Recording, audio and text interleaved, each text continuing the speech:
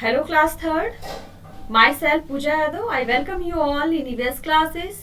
In EVS, I am teaching chapter 6. Chapter name is I Need Air.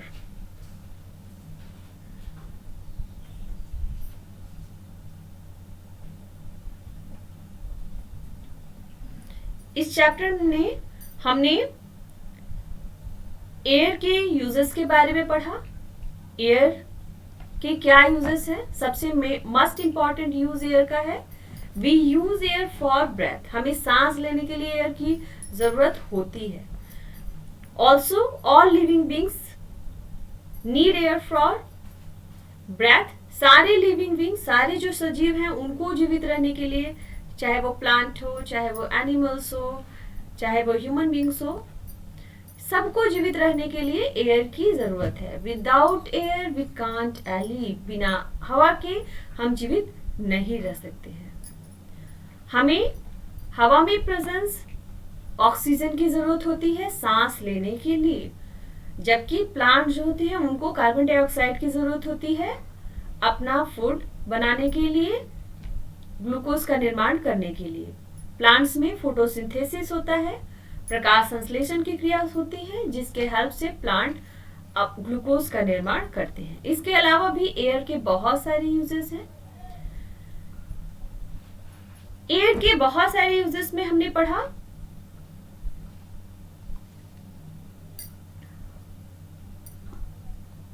कि हवा जो है वायुयान, जो हमारे विमान है, जो एयरप्लेन्स हैं, उनको उड़ने में हेल्प करती है, पक्षियों के उड़ने में हेल्प करती है। अगर हवा ना हो तो जो भी गाड़ी है वो नहीं चल पाएगी, क्योंकि गाड़ियों में जो व्हीकल्स, जो व्हील्स लगे होते हैं, व्हीकल्स में जो व्हील्स लगे होते हैं, जो चक्के लगे होते हैं, उनमें भी एयर भरा जाता है, तब जाके वो स्मूथली सड़क पे रन करती हैं। तो गाड़ियां भी नहीं चल पाएंगी अगर एयर ना हो, पैरासूट नहीं उतर पाएगा, आग नहीं जल पाएगा। आग नहीं जल पाता तो हम खाना कैसे बना पाते?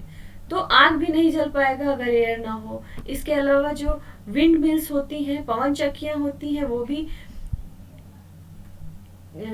एयर की हेल्प से ही वो भी चलती हैं।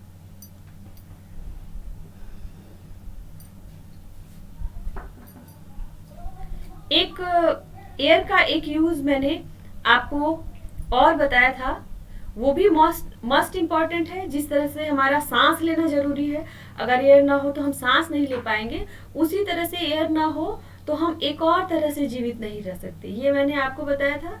क्या होता है, हमारे जो अर्थ है, अर्थ के चारों ओर हवा का एक लेयर प्रेजेंट है, जिसको हम कहते हैं एटमॉस्फेयर।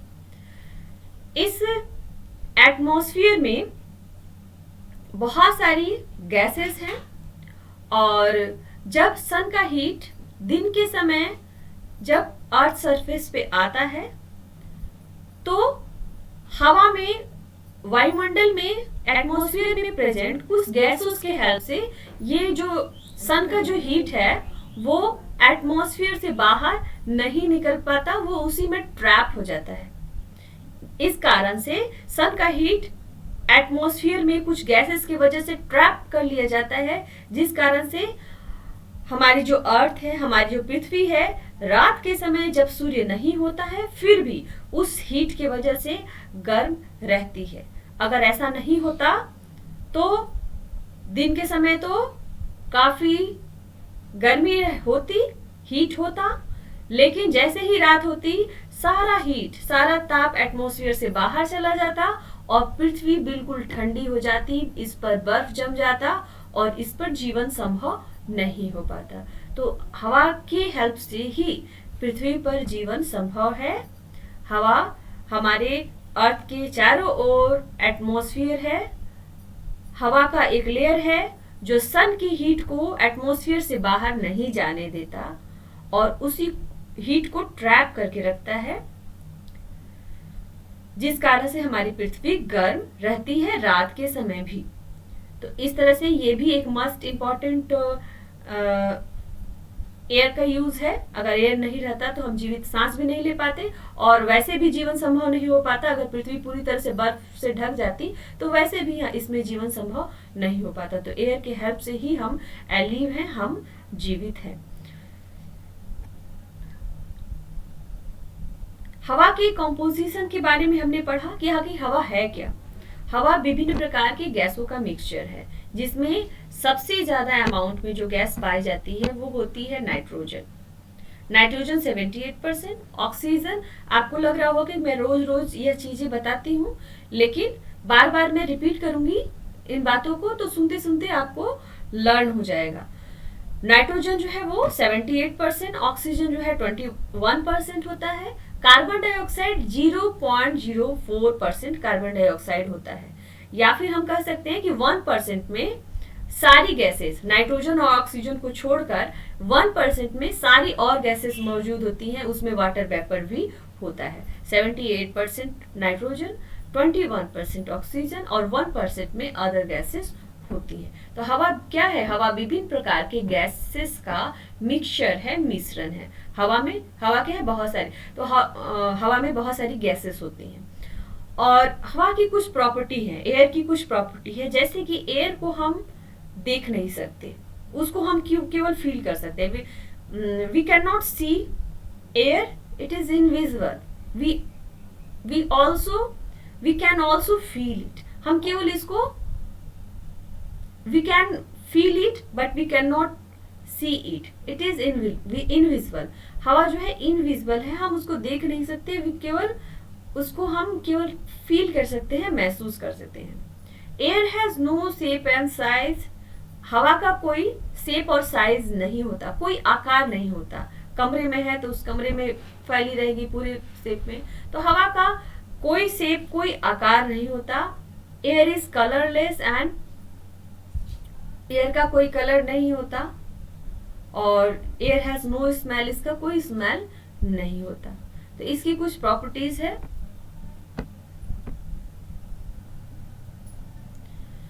हवा में एक एक्सपेरिमेंट हमने देखा, हवा में मौजूद है water vapour.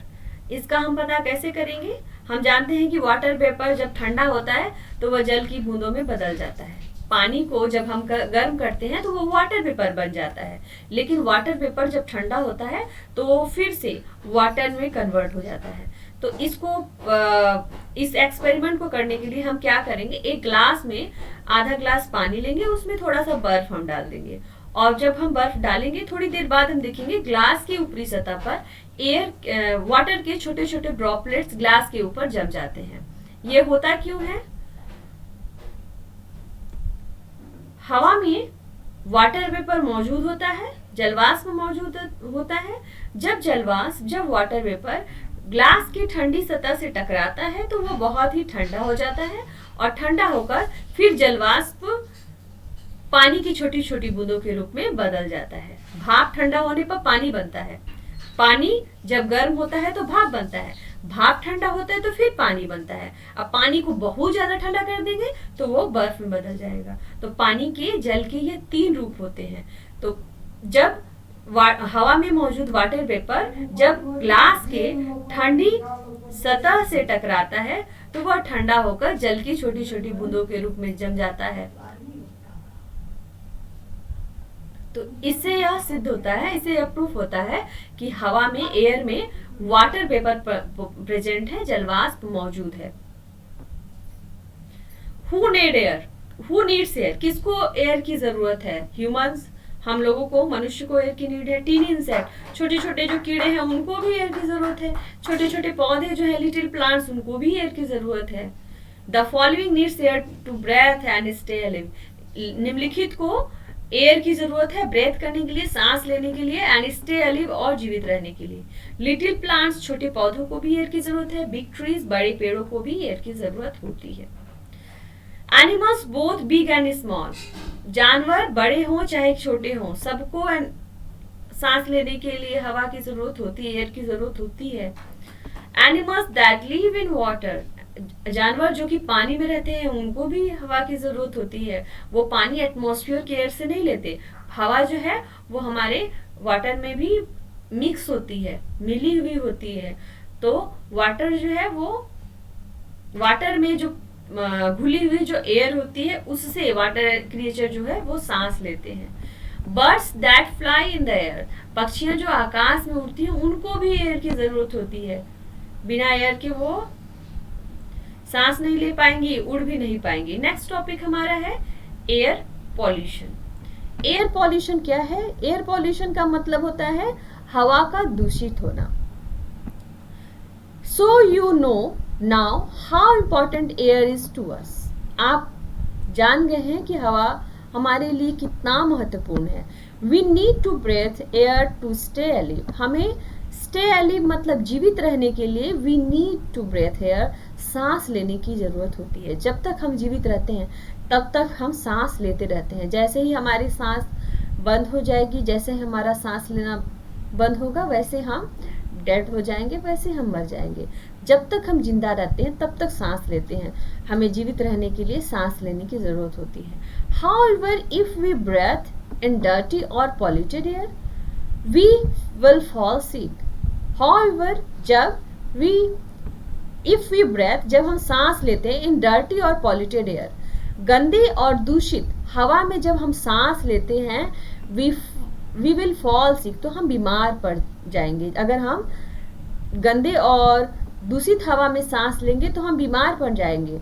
When the air becomes dirty due to human activities, it is called air pollution. When the air becomes dirty, जब हवा गंदी हो जाती है due to human activities, मनुष्य की क्रियाओं के द्वारा, it is called air pollution. तो उसको क्या कहा जाता है? एयर पॉल्यूशन कहा जाता है। एयर पॉल्यूशन क्या है? Contamination of air due to human activities is called air pollution. Once again, contamination मतलब दूषित होना, गंदा होना, ऑफ एयर हवा का। Contamination of air due to human activities is called air pollution. मनुष्य के क्रियाकलापों के द्वारा हवा का दूषित होना एयर पॉल्यूशन कहलाता है। हवा को दूषित करने में जो मेन जो फैक्टर है वो क्या है? ह्यूमन बीइंग है। मनुष्य के द्वारा ही हवा जो है दूषित होती है। हवा या पानी, सारा एनवायरनमेंट जो गंदा होता है वो ह्यूमन बीइंग्स के द्वारा ही होता है, चाहे वाटर हो चाहे वो एयर हो। मनुष्य के क्रियाकलापों के द्वारा ही वो, ज्यादातर मनुष्य के क्रियाकलापों के द्वारा ही दूषित होता है। तो क्या क्या कारण है? हवा किस कारण से कंटामिनेटेड हो जाती है? तो आप पिक्चर्स के थ्रू देखिए, पिक्चर्स के थ्रू देखिए, खुद ही समझ में आएगा। देखिए फैक्ट्रीज है, फैक्ट्रीज से धुआं निकल रहा है, गाड़ियां हैं, गाड़ियों से धुआं निकल रही है। तो ये सारी चीजें ये क्या करता है? ये हमारी एयर को पॉल्यूट करने का काम करता है, प्रदूषित करने का काम करता है। बड़ी बड़ी मिल कारखानों से निकलने वाला जो धुआं है, इसमें बहुत सारे टॉक्सिक केमिकल्स भी होते हैं इन धुओं में, और ये हमारे वातावरण को दूषित करते हैं। गाड़ियों से निकलने वाला धुआं, इसमें भी कार्बन डाइऑक्साइड, कार्बन मोनोऑक्साइड, ऐसी विशेष बहुत ही जहरीली गैसेस होती है जो हमारे स्वास्थ्य पर बहुत ही बुरा प्रभाव डालती है। तो मनुष्य के क्रियाकलापों के द्वारा ही वायुमंडल जो है वो का जो एयर है वो पॉल्यूट होता है, दूषित होता है। तो हम इसके कॉजेस पढ़ेंगे ब्रीफली। यहाँ पे देखिए एक चीज रिमेम्बर दिया है, याद रख, when humans and animals breath they take in oxygen and give out carbon dioxide.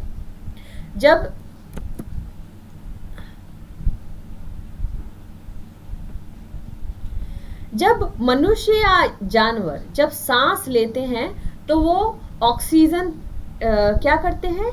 Take इन मतलब ऑक्सीजन लेते हैं, and give out carbon dioxide, और कार्बन डाइऑक्साइड बाहर निकालते हैं। But when trees breath during the day they take in carbon dioxide and give out oxygen. लेकिन दिन के समय जब पेड़ पौधे दिन के समय सांस लेते हैं तो वो हमारे ऑपोजिट करते हैं, वो कार्बन डाइऑक्साइड लेते हैं और ऑक्सीजन बाहर निकालते हैं। इसीलिए हम कहते हैं कि जो पेड़ होते हैं वो वातावरण को शुद्ध करते हैं, क्योंकि वातावरण में CO2 की मात्रा, गाड़ियों से निकलने वाले धुआं, उसमें भी कार्बन डाइऑक्साइड की मात्रा होती है। तो कार्बन डाइऑक्साइड की मात्रा जो है बढ़ती जा रही है, क्योंकि पेड़ों की संख्या हमारी कम होती जा रही है। अगर पेड़ों की संख्या कम नहीं होगी तो पेड़ अगर ज़्यादा मात्रा में होंगे तो हमारे जो इन्वायरमेंट है उससे कार्बन डाइऑक्साइड की मात्रा क्या हो जाएगी, कम हो जाएगी, क्योंकि पेड़ जो है वो कार्बन डाइऑक्साइड का यूज़ करते हैं अपना फूड बनाने के लिए, और हमारे लिए क्या करते हैं, हमारे लिए ऑक्सीजन देते हैं। जो कार्बन डाइऑक्साइड जो एयर होती है वो काफ़ी गर्म होती है और काफ़ी भारी होती है। When humans and animals breathe, they take in oxygen and give out carbon dioxide. जब मनुष्य और जानवर सांस लेते हैं तो वो ऑक्सीजन लेते हैं और कार्बन डाइऑक्साइड बाहर निकालते हैं। But when trees breathe during the day, लेकिन जब दिन के समय जब पेड़ सांस लेता है तो वह कार्बन डाइऑक्साइड लेता है और ऑक्सीजन बाहर निकालता है। लेकिन कभी कभी देखिए रात के समय पेड़ों में भी अपोजिट होने लगता है। दिन के समय वो कार्बन डाइऑक्साइड लेते हैं, लेकिन रात के समय कभी कभी आम के पेड़ों में ये चीज़ होती है, आम के पेड़ों में रात के समय अपोजिट हो जाता है। रात के समय वो हमारी तरह ही वो ऑक्सीजन लेने लगते हैं और कार्बन डाइऑक्साइड बाहर निकालने लगते हैं। लेकिन डे के समय, दिन के समय पेड़ क्या करते हैं, दिन के समय पेड़ कार्बन डाइऑक्साइड लेते हैं और ऑक्सीजन बाहर छोड़ते हैं। कल हम ब्रीफली पढ़ेंगे causes of air pollution, air pollution के क्या कारण है, और साथ ही साथ मैं कुछ और भी चीजें बताऊंगी।